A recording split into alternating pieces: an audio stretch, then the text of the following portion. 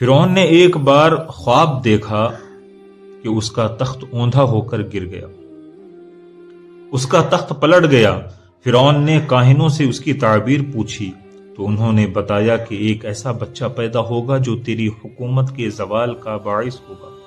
فرعون کو اس بات کی فکر ہوئی اور اس نے اپنے ملک کے تمام بچوں کو مروانا شروع کر دیا۔ جو بچہ کسی کے ہاں پیدا ہوتا وہ اسے مروا دیتا، حتیٰ کہ اسی دوران حضرت موسیٰ علیہ السلام جب پیدا ہوئے تو اللہ نے موسیٰ علیہ السلام کی ماں کے دل میں یہ بات ڈالی کہ اسے دودھ پلاؤ، اور جب کوئی خطرہ دیکھو تو اسے دریا میں ڈال دو۔ چنانچہ چند روز حضرت موسیٰ علیہ السلام کی ماں نے حضرت کو دودھ پلایا۔ اس عرصہ میں حضرت موسیٰ علیہ السلام نہ روتے تھے، نہ ان کی گود میں حرکت کرتے تھے، اور نہ آپ کی بہن کے سوا کسی کو آپ کی ولادت کا علم تھا۔ پھر جب 3 ماہ کا عرصہ گزر گیا تو موسیٰ علیہ السلام کی ماں کو کچھ خطرہ محسوس ہوا، تو خدا نے دل میں یہ بات ڈال دی کہ اب تو موسیٰ علیہ السلام کو ایک صندوق میں بند کر کے دریا میں ڈال دے، اور کوئی فکر نہ کر، ہم اسے پھر تمہاری گود میں لے آئیں گے۔ چنانچہ موسیٰ نے ایک صندوق تیار کیا اور اس میں روئی بچھا دی، اور موسیٰ علیہ السلام کو اس میں رکھ کر صندوق بند کر دیا، اور یہ صندوق دریائے نیل میں ڈال دیا۔ اس دریا سے ایک بڑی نہر نکل کر فرعون کے محل میں گزرتی تھی۔ فرعون اپنی بیوی آسیہ کے ساتھ نہر کے کنارے بیٹھا تھا۔ جب ایک صندوق نہر میں آتے دیکھا تو اس نے کنیزوں اور غلاموں کو صندوق نکالنے کا حکم دیا۔ وہ صندوق نکال کر سامنے لایا گیا، کھولا تو اس میں ایک نورانی شکل کا فرزند تھا، جس کی پیشانی سے وجاہت و اقبال کے آثار نمودار تھے، نظر آیا، اور دیکھتے ہی دیکھتے فرعون کے دل میں ایسی محبت پیدا ہوئی کہ وہ وارفتہ ہو گیا۔ لیکن قوم کے لوگوں نے اسے ورگلایا اور کہا کہ ممکن ہے کہ یہی وہ بچہ ہے، یہی وہ بچہ ہو کہ جس نے آپ کی حکومت کو برباد کرنا ہے۔ چنانچہ فرعون آپ کے قتل پر آمادہ ہو گیا۔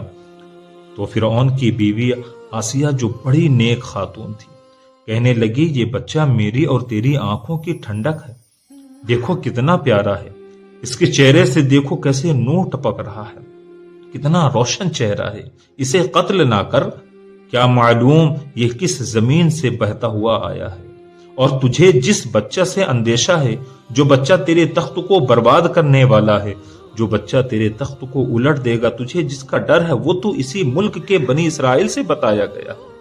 آسیہ کی یہ بات فرعون نے مان لی، اور حضرت موسیٰ علیہ السلام فرعون کے محل میں ہی رہنے لگے، اور فرعون نے آپ کو دودھ پلانے کے لیے دائیاں بلائی، مگر حضرت موسیٰ علیہ السلام کسی دائی کا دودھ نہ پیتے تھے۔ اب فرعون کو فکر ہوئی کہ اس بچہ کے لیے کوئی ایسی دائی ملے جس کا یہ دودھ پینے لگے۔ ادھر حضرت موسیٰ علیہ السلام کی ماں اپنے بچہ کی جدائی میں بے قرار تھی، بے چین تھی، اور موسیٰ علیہ السلام کی بہن جس کا نام مریم تھا وہ آپ کے تلاش میں، آپ کے تجسس کرنے اور معلوم کرنے کی صندوق کہاں پہنچا اور کس کے ہاتھ لگا اور وہ صندوق ہے کہاں پر، آپ کی تلاش میں تھی، حتیٰ کہ پتہ چلاتے چلاتے وہ فرعون کے محل میں پہنچ گئی۔ اور جب معلوم ہوا کہ میرا بھائی اسی محل میں ہے اور کسی دائی کا دودھ نہیں پی رہا ہے، تو فرعون سے کہنے لگی، کیا میں ایک ایسی دائی کی خبر دوں جس کا دودھ یہ بچہ ضرور پیے گا؟ فرعون نے کہا، ہاں ہاں ضرور، ایسی دائی کو لاؤ۔ چنانچہ وہ اس کی خواہش پر اپنی والدہ کو بلا لائیں، اور جب وہ آئیں تو موسیٰ علیہ السلام فرعون کی گود میں تھے اور دودھ کے لیے رو رہے تھے۔ فرعون آپ کو بہلا رہا تھا۔ جب آپ کی والدہ آئیں اور آپ نے ان کی خوشبو پائی تو آپ چپ ہو گئے اور اپنی والدہ کا دودھ پینے لگے۔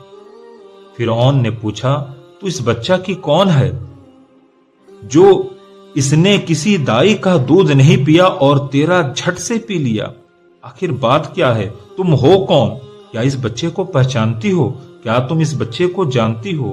انہوں نے کہا میں ایک پاک صاف عورت ہوں، میرا دودھ خوشگوار ہے، جسم خوشبودار ہے، اس لیے جن بچوں کے مجاز میں نفاست ہوتی ہے وہ اور عورتوں کا دودھ نہیں پیتے ہیں، میرا دودھ پی لیتے ہیں۔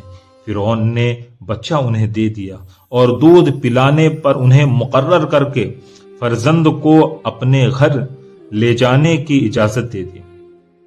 چنانچہ آپ موسیٰ علیہ السلام کو گھر لے آئیں اور اللہ تعالیٰ کا یہ وعدہ بھی پورا ہو گیا کہ ہم اسے پھر تمہاری گود میں لائیں گے۔ اس طرح حضرت موسیٰ علیہ السلام کی پرورش خود فرعون ہی کے ذریعہ ہونے لگی۔ آپ دودھ پینے کے زمانہ تک اپنی والدہ کے پاس رہے۔ اس زمانہ میں فرعون انہیں ایک اشرفی روزانہ دیتا رہا۔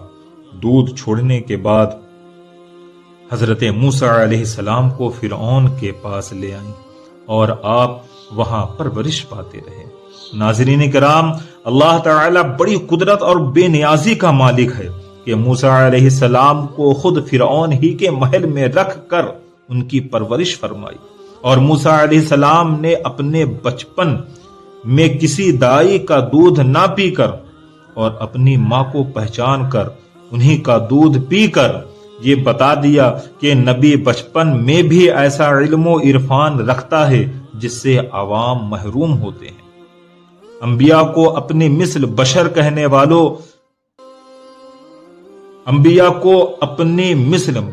والوں میں سے اگر کسی کو بچپن میں کتیا کا دودھ بھی ڈالا جائے تو وہ اس کتیا کا دودھ بھی پینا شروع کر دے گا، مگر نبی کی شان یہ ہے کہ وہ بچپن میں اپنی ماں کے سوا کسی دوسری عورت کا بھی دودھ نہیں پیتا۔